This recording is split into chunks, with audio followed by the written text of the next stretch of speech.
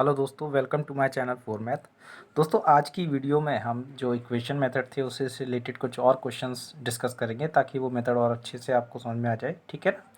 सारे जितने भी क्वेश्चंस मैंने लिए हैं सभी एसएससी सीजीएल में आपसे पूछे गए हैं। काफ़ी अच्छे क्वेश्चंस हैं और हम उनको इक्वेशन मेथड से बड़े ईजिली सॉल्व करेंगे। ठीक है, मैंने आपको बताया था इक्वेशन मेथड में एक मेन पॉइंट होता है कि जितनी हमारे पास इक्वेशन होती हैं और जो वेरिएबल्स होते हैं वो इक्वेशंस उतने ही वेरिएबल्स पर डिपेंड करेंगी जितनी इक्वेशंस होंगी। ठीक है ना। तो चलिए दोस्तों स्टार्ट करते हैं आज के क्वेश्चंस को। ठीक है ना।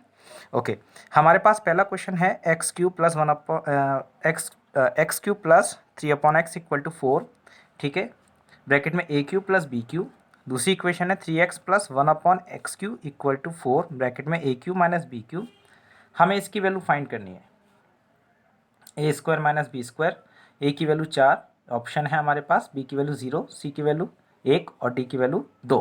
ठीक है, देखिए हमारे पास इक्वेशन कितनी है, 1 2, दो इक्वेशन है, टू इक्वेशंस हैं। ठीक है ना। और वेरिएबल्स कितने हैं, 3 हैं। देखिए एक एक्स और एक ए और एक बी, 3 वेरिएबल्स है। यानी किसी भी एक वेरिएबल को हम कुछ भी मान सकते हैं। चलिए बी को मैंने 0 मान लिया। ठीक है, मैंने आपसे पहले ही बताया था कि किसी भी एक वेरिएबल को जो आप 0 मानो तो ऐसा मत मानना जिससे कि कोई भी एक इक्वेशन इनफाइनाइट हो जाए। ठीक है, यहाँ बी को 0 मानने से कोई भी इनफाइनाइट नहीं हो रही है, तो हम बी को 0 मान सकते हैं। तो हमारे पास क्या बचा, अब हमारे पास जो इक्वेशंस बची वो बची x q plus 3/x equal to 4a Q.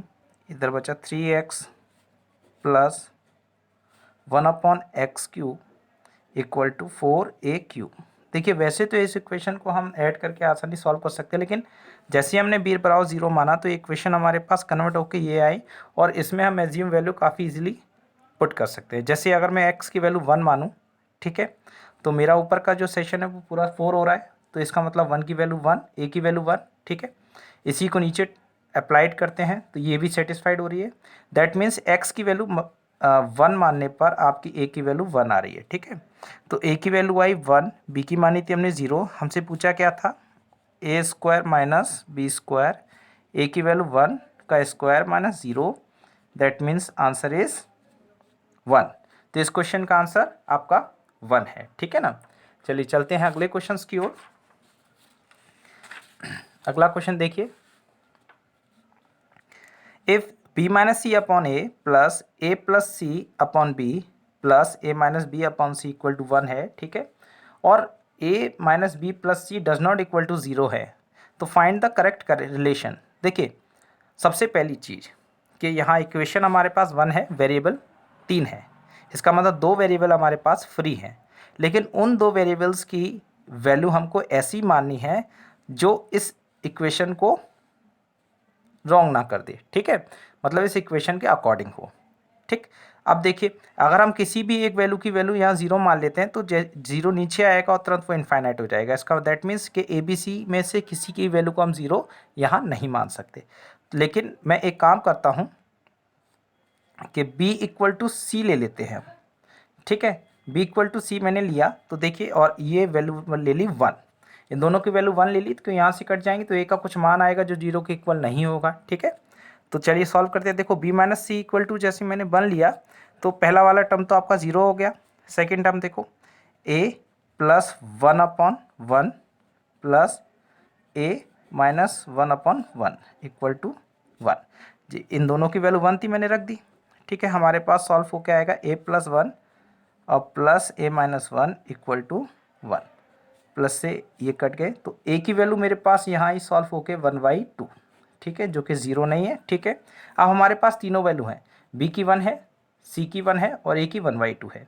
अब इक्वेशंस में पुट करके देख लीजिए।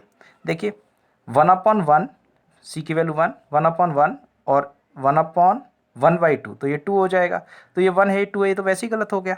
ठीक है, इक्वेशन सेकंड में देखते हैं। देखिए 1/1/2 यानी ये 2 हो जाएगा, इक्वल टू ये इक्वल टू है। ठीक है, 1/b की वैल्यू 1 यानी 1/1 प्लस 1/1, तो ये भी 2 ये भी 2, यानी इक्वेशन जो सेकंड है वो हमारी सेटिस्फाइड हो रही है। कैसे, देखिए हमारे पास है 1/2 इक्वल टू 1/1 प्लस 1/1, जब हम इसको सॉल्व करेंगे तो ये ऊपर चला जाएगा यानी 2 और ये दोनों भी सॉल्व होके 2 आ जाएंगे, इक्वल हो गया। ठीक है, तो इस क्वेश्चन का आंसर हो गया हमारा B, 1/a equal to 1/b plus 1/c। ठीक है, चलिए अगले क्वेश्चन की ओर चलते हैं, जो कि जितने भी क्वेश्चन हैं उन सब में हम इक्वेशन मेथड का ही यूज़ करेंगे। ठीक है ना, तो बस आपको समझने की कोशिश करनी है। ठीक है ना, अब देखिए, हालांकि ये जो नेक्स्ट क्वेश्चन है वो इजी है, लेकिन मैंने इसको इसलिए लिया है ताकि आप इसमें मैं आपको एक चीज़ बताना चाहता हूँ। देखिए, if a b c are positive, देखो ये बात है पॉजिटिव, मतलब हमें ये भी देखना पड़ेगा कि किन कंडीशंस में हम किसी वैल्यू को ज़ीरो मान के, हम सबसे ज़्यादा ज़ीरो ही मानते हैं, लेकिन किन कंडीशंस में हम ज़ीरो नहीं मान सकते, नेगेटिव नहीं मान सकते। तो ये एक वो कंडीशन है जहां हम ना तो ए बी सी की वैल्यू ज़ीरो मान सकते हैं और ना ही नेगेटिव मान सकते हैं, क्योंकि वो पहले ही कह रहा है कि a b c are positive है। ठीक है ना, और एक रिलेशन दे रखा है कि ए बी और सी जो है वो 1 है। चलिए, then the least value of 1/a plus 1/b plus 1/c। ठीक है, अच्छा अब देखिए, लेकिन मेरे पास एक कंडीशन कह रहा है कि ये रिलेशन 1 है, तो मैं एक काम करता हूँ, इन तीनों ही वैल्यू को इक्वल ले लेता हूँ, 1/c, a equal to b equal to c. ठीक है, और जैसे ही देखो मैं इस इक्वेशन को यहाँ जब पुट करूँगा तो ये 1/, इसका मतलब ये कितने की वैल्यू हो गई, प्रत्येक की वैल्यू कितनी हो गई, 1/3, क्योंकि 1/3 प्लस 1/3 प्लस 1/3 इक्वल टू 1 होता है। ठीक, ओके, अब मैं इसको 1 में लिख सकता हूँ, इक्वल टू 1/c, तो ये मेरे पास हो जाएगा 3, क्योंकि मैंने इसको अपॉन किया। अब जो कंडीशन दी गई है उसमें रख दीजिए, हर एक की वैल्यू 3 है, तो 1/a plus 1/b plus 1/c equal to 3 plus 3 plus 3, answer 9। तो इस क्वेश्चन का आंसर कितना हो गया आपका, 9 हो गया। ठीक है ना, कोई दिक्कत नहीं आने वाली किसी क्वेश्चन में, अगर आपका मेथड एक बार क्लियर हो गया तो। चलिए चलते हैं नेक्स्ट क्वेश्चन की ओर दोस्तों। देखिए, जो अगला जो क्वेश्चन है काफ़ी अच्छा क्वेश्चन है, हालांकि आपका बेसिक मेथड से भी हो सकता है, लेकिन हम यहाँ फोकस कर रहे हैं आपके इक्वेशन मेथड पे, ताकि वो इक्वेशन मेथड आपके दिमाग में आ जाए। ठीक है, तो देखिए, P/A plus Q/B plus R/C equal to 1 दे रखा है। ठीक है, सेकेंड कंडीशन में हमको दे रखा है A/P plus B/Q plus C/R equal to 0, और हमारे पास एक कंडीशन दे रखी है कि ये जो है कुछ भी ज़ीरो नहीं होंगे, मतलब ना तो PQR ज़ीरो मान सकते हो आप, और ना ही आप ABC को ज़ीरो मान सकते हो। ठीक है ना, तो ऐसी कंडीशन में आपको वैल्यू बतानी है किसकी,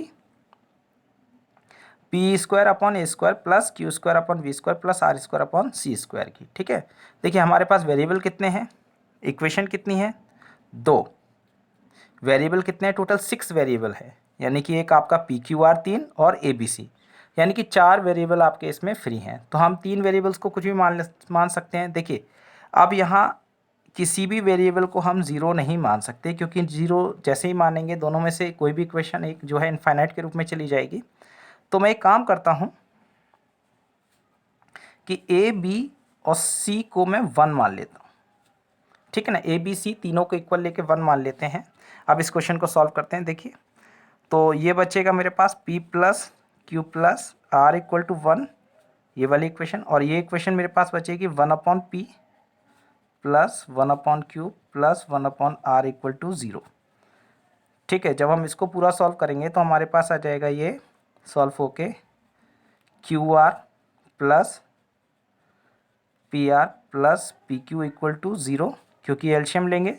ठीक है, अब देखिए एक इक्वेशन मेरे पास ये आई, एक ये आई, अब यहाँ से हमें क्या चाहिए, P² Q² R², तो हम इजीली निकाल सकते हैं, हमें फॉर्मूला पता है कि P plus Q plus R के होल स्क्वायर का फॉर्मूला आपका क्या होता है, P² Q² plus R² plus 2 common ले लीजिए, तो PQ QR प्लस RP। ठीक है, इसकी वैल्यू आपको 1 दे रखी है, ये हमको फाइंड करना है, और इसकी वैल्यू आपको 0 दे रखी है। That means P² plus Q² plus R² हमारा कितना आ गया, 1 आ गया। अब इसकी वैल्यू को हमें यहाँ पुट करना है। ठीक है, देखिए सबसे पहली चीज़ हमें वैल्यू दे रखी है P², भाई ABC की वैल्यू तो हम 1 मान के चले हैं, जब 1 यहाँ रखेंगे तो ये तो ख़त्म। ठीक है, Q² B² की वैल्यू 1 ख़त्म, R² C² की वैल्यू 1 ख़त्म, और इन तीनों का इक्वेशन का वैल्यू हमको कितनी दे रखी है, 1, ये रही। तो इस तरह से इस क्वेश्चन का आंसर आपका कितना आ गया, 1 आ गया। ठीक है, तो इसको भी हमने बड़ी इजीली सॉल्व कर दिया। ठीक है, थोड़ी बहुत कैलकुलेशन इस क्वेश्चन में हुई, लेकिन हमको ज़्यादा सोचना नहीं पड़ा। ठीक है, चलते हैं अगला क्वेश्चन की ओर। देखिए नेक्स्ट जो क्वेश्चन है आपका, if a plus b plus c plus d equal to 4 then find the value of 1 upon a minus b, bracket में 1 माइनस ए, ब्रैकेट में 1 माइनस बी, ब्रैकेट में 1 माइनस सी। ठीक है, plus 1 upon 1 minus b, 1 minus c, 1 minus d, plus 1 upon 1 minus c, 1 minus d, 1 minus a, plus 1 upon 1 minus d, 1 minus a और 1 minus b की value हमको find करनी है। देखिए equation कितनी है, एक, वेरिएबल कितने हैं 4, किन्हीं भी 3 वेरिएबल को कुछ भी मान लीजिए, और यहाँ हम बाकी की 3 वेरिएबल को 0 भी मान लेते हैं तो भी हमारे इक्वेशन इनफाइनाइट नहीं होगी। तो हम एक काम करते हैं, इस क्वेश्चन में b equal to c equal to d को हम क्या मान लेते हैं 0। जैसे ही हम 0 मानेंगे, तीनों 0, तो a की वैल्यू आपकी कितनी आ जाएगी 4। इस इक्वेशन में रख दीजिए। देखिए पहली वाली में हम रखेंगे तो कितना हो जाएगा, ये 1 माइनस 4 मल्टीप्लाई 1 मल्टीप्लाई 1, क्योंकि ये 0 0 आएंगे। ठीक है, सेकंड कंडीशन में जो हम रखेंगे, देखो यहाँ तो आपका है ही नहीं, तो ये 1 मल्टीप्लाई 1 मल्टीप्लाई 1, ए है ही नहीं। ठीक है, थर्ड इक्वेशन में आइए तो देखो 1 मल्टीप्लाई, ये भी 1 मल्टीप्लाई, यह आ जाएगा आपका 1 माइनस 4।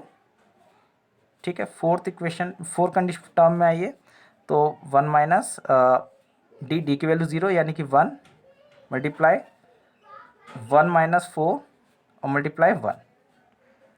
इसको सॉल्व करेंगे तो ये -3 प्लस ये 1, ये -3 और प्लस ये भी -3 आपके। ठीक है, अब जैसे ही हम इस कंडीशन को देखिए सॉल्व करेंगे, तो मैं माइनस का जब कॉमन लूँगा तो मेरे पास बचेगा 1/3 प्लस 1/3 प्लस 1/3, और जब मैं इसको सॉल्व करूँगा तो मेरे पास फाइनल आंसर आएगा आपका जब मैं इसको सॉल्व करूँगा मेरे पास फाइनल आंसर आएगा 1 माइनस 1, दैट मीन्स 0। ठीक है, तो इस क्वेश्चन का आंसर आपका क्या है, 0 है। ठीक है, देखिए ये 5 क्वेश्चन आज हमने किए जो कि आपके इक्वेशन मेथड पे थे। इक्वेशन मेथड एक बार हमको क्लियर हो जाता है तो उस बड़ी इजीली हम अच्छे क्वेश्चंस को भी आसानी से सॉल्व कर सकते हैं। बस आपको ये ध्यान रखना है 2-3 बातों का। पहला कि जितनी इक्वेशंस होंगी वो उतने वेरिएबल पे डिपेंड करेंगी। दूसरा कि किसी भी वेरिएबल को हमें ऐसा नहीं मानना है जिससे इक्वेशन इनफाइनाइट हो जाए। तीसरा पॉइंट कि अगर हम वेरिएबल्स को मान रहे हैं तो क्या क्वेश्चन में कोई ऐसी कंडीशन तो नहीं दी जिसके अकॉर्डिंग हमें वेरिएबल्स मानने हों। ठीक है ना, अगले वीडियो में हम सिमेट्री मेथड यूज़ करेंगे, सिमेट्री मेथड सीखेंगे जो कि इसी पे बेस्ड है उस पे, और जो इसमें जैसे और भी टफ क्वेश्चंस हो जाते हैं जहाँ वेरिएबल्स लेने से 0 वैल्यू आती है, इनफाइनाइट वैल्यू आती है, उनमें हम सिमेट्री मेथड यूज़ करेंगे। ठीक है, वो हम अपनी नेक्स्ट वीडियो पर डिस्कस करेंगे। तब तक के लिए गुड बाय दोस्तों।